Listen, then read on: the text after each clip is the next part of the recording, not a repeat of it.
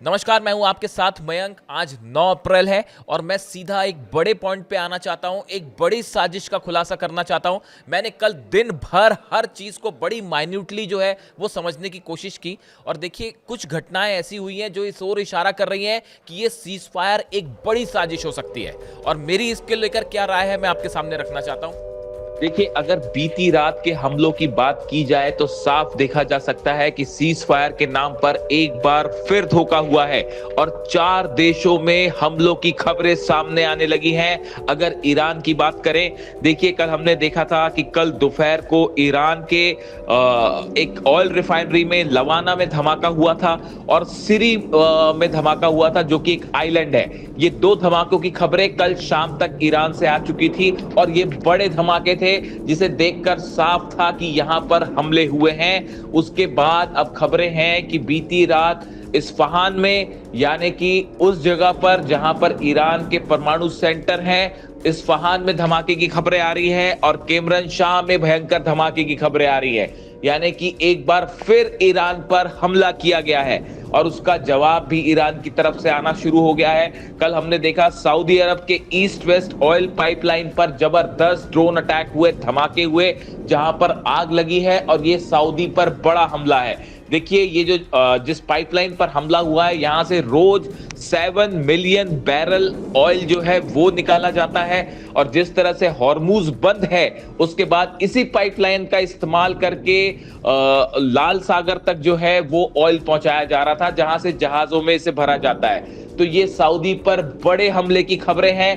कई और जगह ड्रोन अटैक किए गए हैं, ईरान ने बदला भी लिया है। इसके अलावा देखिए, इजराइल में जो है वो कई जगह पर मिसाइलें बरसी हैं। इजराइल के बीर शेवा में, यरूशलेम में बड़े मिसाइल हमलों की खबरें हैं। देखिए, ईरान ने पहले ही कहा था कि अगर धोखा होगा और उस पर हमले होंगे तो ईरान जबरदस्त बदला लेगा और बिल्कुल वैसा ही देखने को मिल रहा है। इजराइल पर मिसाइलें बरस रही हैं। इसके अलावा देखिए, सबसे बड़ी खबर है लेबनान में बैरूत में, बीका में, दक्षिणी लेबनान में भयंकर हमले हो रहे हैं और बताया जा रहा है कि एक रात में 300 से ज्यादा लोगों की मौतें हो गई हैं। देखिए, इजराइल ने बड़ा धोखा किया है। ये लेबनान भी इस शर्त में शामिल था कि सीज फायर के तहत लेबनान पर हमले नहीं होंगे, लेकिन लेबनान में भयंकर बमबारी कर रहा है नेतन्याहू और इजराइल और नतीजा ये है कि 300 लोगों की एक रात में मौत हो गई है। यानी कि ये खूनी रात साबित हुई है मिडिल ईस्ट के लिए एक बार फिर और इससे साफ है कि अब ये सीज फायर ज्यादा दिन नहीं चलने वाला है और भयंकर जंग छिड़ सकती है। देखिए, पहली बात तो ये, इस समय जो खबर आ रही है ईरान से, ईरान में सेना को तैयार रहने का आदेश दिया गया है और यह कहा गया है कि एक बड़ी जंग के लिए फिर से सेना तैयार रहे। यह आदेश ईरान के जनरल्स को दिया गया है, ईरान की सेना को दिया गया है।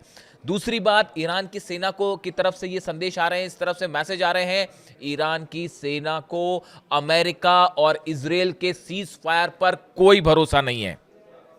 तीसरी बड़ी खबर ईरान से आ रही है, बड़ी संख्या में जो लॉन्च पैड्स तबाह हुए थे उनको तेजी से दुरुस्त करने का काम शुरू हो चुका है, कल ही शुरू हो चुका है। देखिए, ये बहुत ही जबरदस्त बात है। देखिए, खामेनेई साहब ने भी बिल्कुल यही आदेश दिया था। जो 12 दिन की जंग हुई थी, आपको याद होगा, 12 दिन की जंग जब उस पर सीज फायर हुआ, डोनाल्ड ट्रंप ने सीज फायर किया, उस दिन की मेरे को एक एक चीज याद है। उस दिन की, जिस दिन 12 दिन की जंग खत्म हुई थी, उसी शाम से ईरान अगले जंग की तैयारी में जुट गया था, खामेनेई साहब के आदेश पर जुट गया था। और देखिए, उनका स्पेकुलेशन कितना सही साबित हुआ, फिर से हमला हुआ ईरान पे। अब ईरान की सेना ने खामेनेई साहब के आदेशों के मुताबिक ही एक बार फिर से, जैसे ही सीज फायर हुआ, फिर से जंग की तैयारी शुरू कर दी है। लॉन्च पैड्स जो हैं वो रेडी करने शुरू कर दिए हैं। मिसाइल्स के मूवमेंट को लेकर भी खबरें आ रही हैं कि कई लॉन्च पैड्स पर मिसाइल्स पहुंचाई गई हैं। इस तरह की खबरें भी ईरान से हैं। इसके अलावा हॉर्मूज में ईरान की सेना ने एक बार फिर, ईरान की सेना की संख्या बढ़ानी शुरू कर दी है ईरान ने। देखिए, ये बेहद अहम खबर है और ये सब ईरान ने क्यों किया, ये समझने की ज़रूरत है। देखिए, मैं एक बड़े मुझे कल से मैंने सबके बयान देखे, डोनाल्ड ट्रंप का बयान देखा, जेडी वेंस का बयान देखा, पीट हेग्सेथ ने कल शाम को प्रेस कॉन्फ्रेंस करी, कहा कि अमेरिका जीत गया है। इन तमाम बातों के बीच में डोनाल्ड ट्रंप का एक बयान ऐसा था जो इस ओर इशारा कर रहा है बड़ा साफ साफ कि यह बड़ी साजिश है, ईरान पर धोखे से फिर से हमला हो सकता है। अब मैं ऐसा क्यों कह रहा हूं, देखिए डोनाल्ड ट्रंप का कल एक बयान आता है कि हॉर्मूज में जहाजों की आवाजाही में अमेरिका की सेना मदद करेगी। ये डोनाल्ड ट्रंप कह रहे हैं। वो ये कह रहे हैं कि हॉर्मूज में ठीक से जहाज निकल रहे हैं या नहीं निकल रहे, ईरान इनको जाने दे रहा है कि नहीं दे रहा है, इसमें सहयोग करने के लिए अमेरिका की सेना तैयार है और हम वहां पे देखरेख करेंगे। इसका क्या मतलब है?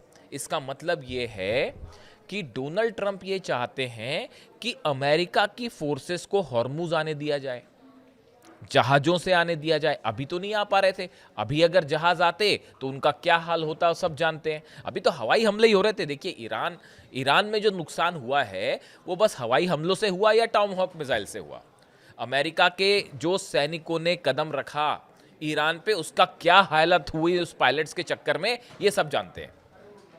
हॉर्मूज में एक भी अमेरिकी सैनिक नीचे नहीं उतर पाया। दुनिया की सबसे बड़ी नेवी होने का दावा, सबसे बड़े सैनिक होने का दावा, कोई वहां कदम नहीं रख पाया। अब डोनाल्ड ट्रंप क्या कह रहे हैं कि हमारी सेना को आप हॉर्मूज में आने दीजिए ताकि हम मॉनिटर करें जहाज निकल रहे हैं या नहीं निकल रहे। अब इसका एक मतलब क्या है कि वहां पे जो माइंस बिछी हुई हैं हॉर्मूज में, कहां कहां माइंस बिछी है सिर्फ ईरान की सेना जानती है और कोई नहीं जानता।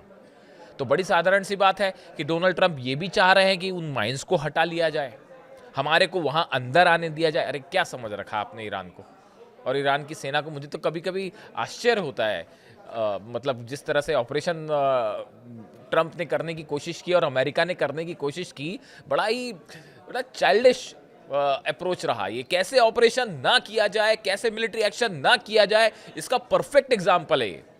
अब देखिए अब्बास अराक्ची साहब, ऐसी फेवरेट नहीं है मेरे अब्बास अराक्ची साहब। अब्बास अराक्ची साहब ने डोनाल्ड ट्रंप को तुरंत कल ही जवाब दे दिया।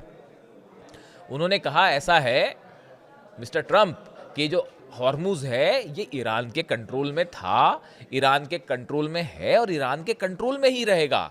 यहां से कौन सा जहाज निकलेगा नहीं निकलेगा इसकी देखरेख ईरान की सेना कर लेगी, आपको यहां आने की जरूरत नहीं है। सीज फायर है नहीं है क्या है वो बात अलग, पाकिस्तान में क्या बात होती है नहीं होती है उसको अलग रखिए।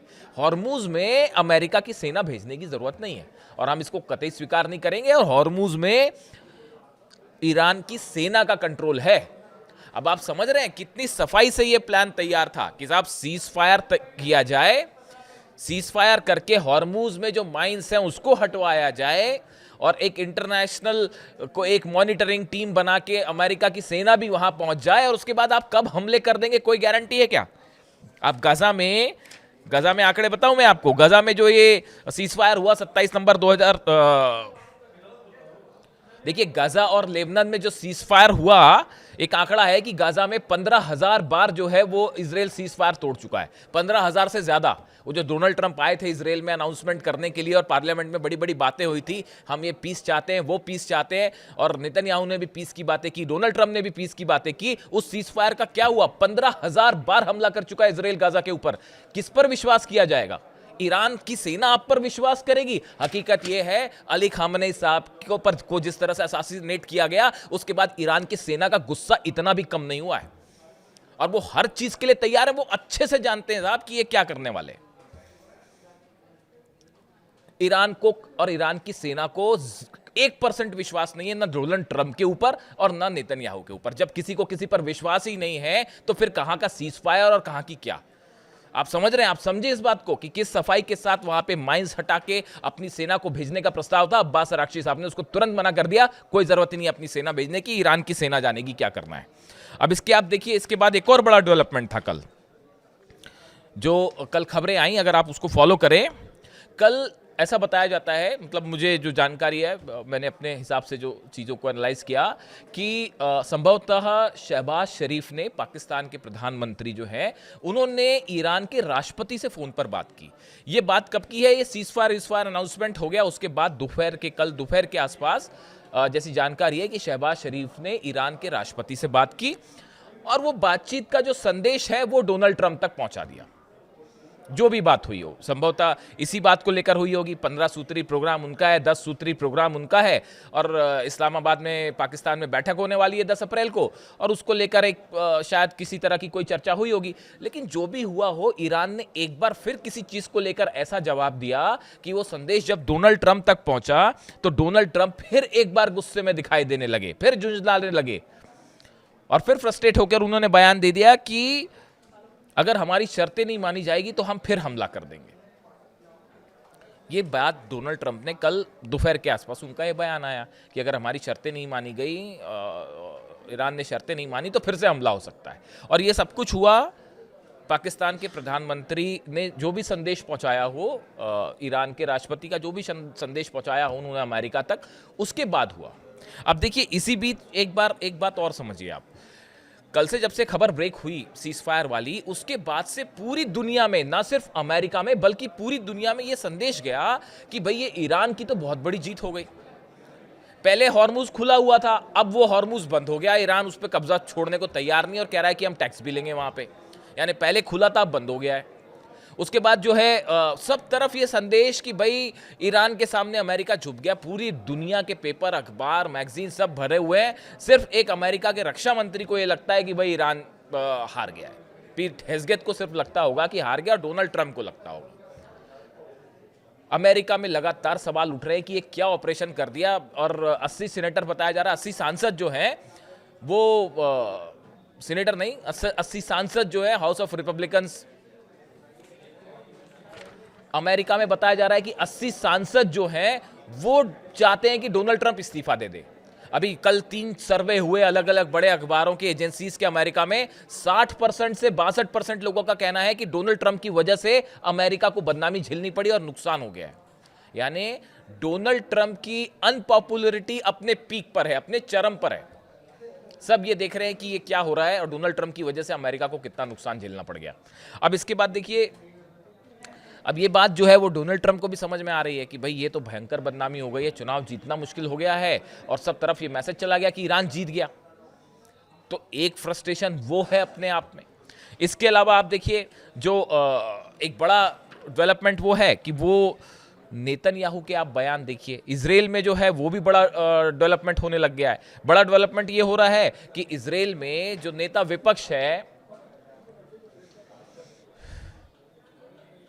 इसके अलावा देखिए बड़ा डेवलपमेंट इजराइल में है। इजराइल में जो नेता विपक्ष हैं यायर, इसके अलावा देखिए इजराइल में बड़ा डेवलपमेंट है। इजराइल में जो यायर लैपिड हैं, नेता विपक्ष जो हैं, इनका बयान आया है कि डोनाल्ड ट्रंप ने सीज फायर का अनाउंसमेंट कर दिया और नेतन्याहू से कोई चर्चा तक नहीं की, उनसे सलाह मशविरा तक नहीं किया गया, सीधा जानकारी दे दी गई कि बस हम सीज फायर कर रहे हैं। यानी इजराइल को बुरी तरह से जो है नेग्लेक्ट किया गया डोनाल्ड ट्रंप की तरफ से। और यही वजह है कि नेतन्याहू ये कह रहे हैं कि हम जो है लेबनान पर जो है वो इस सीजफायर का हिस्सा नहीं है और लेबनान पर तो हमारे हमले जारी रहेंगे। ईरान ने तुरंत कह दिया अगर लेबनान पर आप हमला करते हो तो सीजफायर का उल्लंघन माना जाएगा। यानी आमने सामने है इजराइल और ईरान एक बार फिर इस मुद्दे को लेकर। इसीलिए एक्सपर्ट से मान के चल रहे हैं कि ये सीज फायर एक बड़ा प्लॉट है, बड़ा धोखा है जो ज्यादा दिन चलने वाला नहीं है। और इसी वजह से ईरान इस बात को अच्छी तरह समझता है। इसी वजह से एक बड़ी जंग की तैयारी में ईरान की सेना फौरन जुट चुकी है। और हकीकत यह है कि हॉर्मुज में एक बड़ा प्लान फिर से तैयार किया गया है। देखिए, एक तो कल आपने ये खबरें सुनी होंगी इस तरह से कि लेबनान में, इजराइल में, इराक में कई जगह सीज फायर टूटा और कई जगह हमले जारी रहे सीज फायर के अनाउंसमेंट के बाद भी। उसकी बड़ी वजह ये थी, मैंने आपको पहले ही बताया था, 31 पार्ट में जो है ईरान की सेना डिवाइडेड है और वो कमांडर्स का आपस में ज़्यादा संपर्क नहीं है। तो उनको जब तक बोला नहीं गया आप रुकिए, संपर्क हुआ, वो उनके पास मिसाइल्स है, उनके पास अपने कमांडर्स हैं जो मिसाइल दाग रहे हैं। सबको बता दिया गया है कि आपको डिमोना, हर चीज़ तय थी। तो उसको रोकने में टाइम लगा, इसलिए कई जगह हमले होते रहे। इसके अलावा लेकिन 2 ब्लास्ट ऐसे हुए। एक तो ईरान में रिफाइनरी, जो लवाना रिफाइनरी है, उसमें धमाका हुआ जो संदेहास्पद है बहुत कि क्यों हुआ।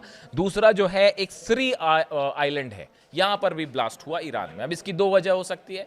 पहली वजह कि किसी तरह का यहाँ टाइमर लगा हुआ था आईडीज लगे हुए थे। इस तरह की घटनाएं बहुत होती हैं ईरान में, क्योंकि ईरान में बड़ी बड़ी संख्या में मोसाद के एजेंट हैं। वो कई रिफाइनरीज में, कई इंडस्ट्रियल एरियाज में जो है वो टाइमर्स के साथ आईडीज फिट करते हैं जो एक्सप्लोड कर जाते हैं, जिससे नुकसान होता है। या तो इस तरह की कोई चीज़ थी, या फिर ये इसराइल की तरफ से किसी तरह की ड्रोन स्ट्राइक थी। इस तरह की भी है खबरें जो है। इसके अलावा कोई तीसरा हादसा नहीं होता। ये हादसे की सब बातें बेकार हैं। तो खैर, ईरान ने इस बारे में कुछ नहीं कहा, तो हम ज़्यादा उसको कैलकुलेशन नहीं करेंगे, वेट करेंगे इस बारे में ईरान क्या बोलता है। तो इस तरह की खबरें कल दिन भर चलती रही कि सीज फायर टूटा है, सीज फायर टूटा है, लेकिन इसके लिए इंतज़ार करना पड़ेगा। अब देखिए, हालात ये है कुल मिला के कि ये जो बातचीत हो रही है, इस बातचीत के पहले ही बड़े स्तर पर जंग की तैयारी में ईरान भी है। और देखिए, दूसरी एक बेहद अहम खबर जो आप इस बात पर खुद नज़र रखिएगा कि हॉर्मुज़ के आसपास, चाहे अरेबियन सी हो या फिर फारस की खाड़ी के आसपास या फिर मेडिटेरियन सी में, ये सब जगह, या फिर रेड सी में, सब जगह अमेरिका के जो जहाज हैं इनका क्या मूवमेंट होता है। यहाँ पर कौन से वॉरशिप्स, क्या कोई शिप वॉरशिप पीछे हटा है, क्या ट्रिपोली पीछे हटाया गया, क्या अब्राहम लिंकन पीछे हटाया गया, क्या जेरल्ड आर फोर्ड पीछे हटाया गया, George W Bush aircraft carrier जो है क्या इसको पीछे हटाया गया, F-16 जो जेट्स हैं, F-35 जेट्स, इनकी क्या मूवमेंट है, जो मरीन्स अलग अलग सोल्जर्स आए हैं इनकी क्या मूवमेंट है, B-2 बॉम्बर्स की क्या मूवमेंट है, इन सब पर नजर रखी जा रही है पैनी। अगर सीज फायर है, वाकई अमेरिका ये चाहता है कि लंबे समय तक के लिए जंग रोकी जाए, तो इनका मूवमेंट होगा, ये सब हटेंगे यहाँ से। अभी 1 इंच भी कोई चीज़ पीछे नहीं हटी है, ना कोई वॉरशिप पीछे हटा है, ना कोई सेना पीछे हटी है, और जो जहाँ था वो वहीं मौजूद है। यानी अमेरिका एक बड़ी तैयारी में हो सकता है। भाई, हथियार खत्म हो रहे थे, पेट्रियाट खत्म हो रहे थे, थार्ड खत्म हो रहे थे, डिफेंस सिस्टम तबाह था, उसको फिर से वहाँ पहुँचाने के लिए वक्त तो चाहिए। बड़े सारे एक्सपर्ट्स ये कह रहे हैं कि ये टाइम बाइंग टेक्निक है, टाइम चाहिए अमेरिका को फिर से रिग्रुप होने के लिए, वरना ईरान ने तो फजियत मचा दी थी। तो इसीलिए ये कहा जा रहा है, बड़े सारे एक्सपर्ट्स का मानना है कि ये एक बड़ा धोखा है, बड़ी चाल, बड़ा प्लॉट है, जिसको लेकर ईरान को सावधान रहना होगा। और इसीलिए हॉर्मुज में ईरान की सेना बड़ी एक्सरसाइज में जुटी हुई है, हर चीज पर पैनी नजर रखी जा रही है। वीडियो कैसा लगा जरूर बताएं, जो भी अपडेट होगा मैं आप तक पहुंचाऊंगा। Thank you so much.